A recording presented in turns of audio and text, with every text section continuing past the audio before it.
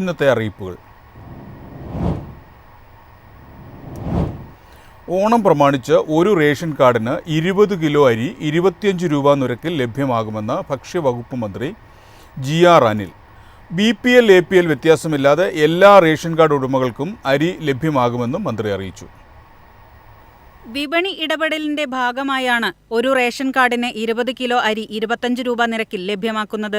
സഞ്ചരിക്കുന്ന മാവേലി സ്റ്റോറിൽ ഇത്തവണ സബ്സിഡി ഉൽപ്പന്നങ്ങൾ വിൽപ്പന നടത്തുമെന്നും മന്ത്രി അറിയിച്ചു. സപ്ലൈകോയുടെ ശബരി ബ്രാൻഡിലെ പുതിയ ഉൽപ്പന്നങ്ങൾ വിപണിയിൽ അവതരിപ്പിക്കുന്ന ചടങ്ങിൽ സംസാരിക്കുകയായിരുന്നു മന്ത്രി. ഈ മാസം 26 മുതൽ സെപ്റ്റംബർ 4 വരെ ഓണക്കിറ്റ് വിതരണം ചെയ്യും. അന്ത്യോദയ, അന്നയോജന റേഷൻ കാർഡ് ഉടമകൾക്കാണ് ഭക്ഷ്യക്കിറ്റ് സൗജന്യമായി വിതരണം ചെയ്യുക. തുണിസഞ്ചി ഉൾപ്പെടെ 15 ഇനം സാധനങ്ങളാണ് ഓണക്കിറ്റിൽ ഉണ്ടായിരിക്കുക. പഞ്ചസാര 1 കിലോ, വെളിച്ചെണ്ണ 1/2 ലിറ്റർ, തുവരപ്പരിപ്പ് 250 ഗ്രാം, ചെറുപയർ പരിപ്പ് 250 ഗ്രാം, വൻപയർ 250 ഗ്രാം, കശുവണ്ടി 50 ഗ്രാം, നെയ്യ് 50 ml, തേയില 250 ഗ്രാം, പായസം മിക്സ് 200 ഗ്രാം, സാമ്പാർ പൊടി 100 ഗ്രാം, ശബരി മുളക് 100 ഗ്രാം, മഞ്ഞപ്പൊടി 100 ഗ്രാം, മല്ലിപ്പൊടി 100 ഗ്രാം, ഉപ്പ് 1 കിലോ എന്നിവയാണ് സാധനങ്ങൾ. ഓണച്ചന്ത ഓഗസ്റ്റ് 25 മുതൽ തുടങ്ങും. വെളിച്ചെണ്ണ വില കുറയ്ക്കാനുള്ള തീരുമാനങ്ങൾ അന്തിമഘട്ടത്തിലാണ്. 25 മുതൽ വെളിച്ചെണ്ണയ്ക്ക് ഇനിയും വില കുറയുമെന്നാണ് പ്രതീക്ഷിക്കുന്നതെന്നും മന്ത്രി വ്യക്തമാക്കി. News desk Myfin TV.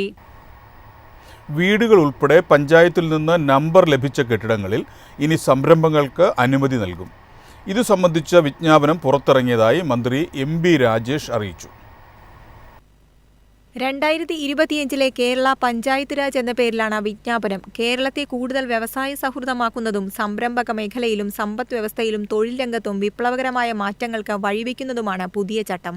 നിലവിൽ വീടുകളിലെ കുടിൽ വ്യവസായങ്ങൾക്കും വാണിജ്യ സേവന പ്രവർത്തനങ്ങൾക്കും ലൈസൻസ് ഇല്ലാത്തതിനാൽ ആനുകൂല്യങ്ങൾ ലഭിക്കുന്നില്ല എന്ന പ്രശ്നത്തിന് ഇതോടെ പരിഹാരമാകും. സംരംഭങ്ങൾക്ക് അനായാസം അതിവേഗം ലൈസൻസ് ലഭ്യമാക്കാൻ ഇത് സഹായിക്കും. മുനിസിപ്പൽ ചട്ടങ്ങളിലും ആവശ്യമായ ഭേദഗതി കൊണ്ടുവരും. കെട്ടിട നിർമ്മാണ സിവിൽ രജിസ്ട്രേഷൻ ചട്ടങ്ങളിലെ പരിഷ്കരണം സംബന്ധിച്ച് ഉടൻ ഉത്തരവിറക്കുമെന്നും മന്ത്രി പറഞ്ഞു.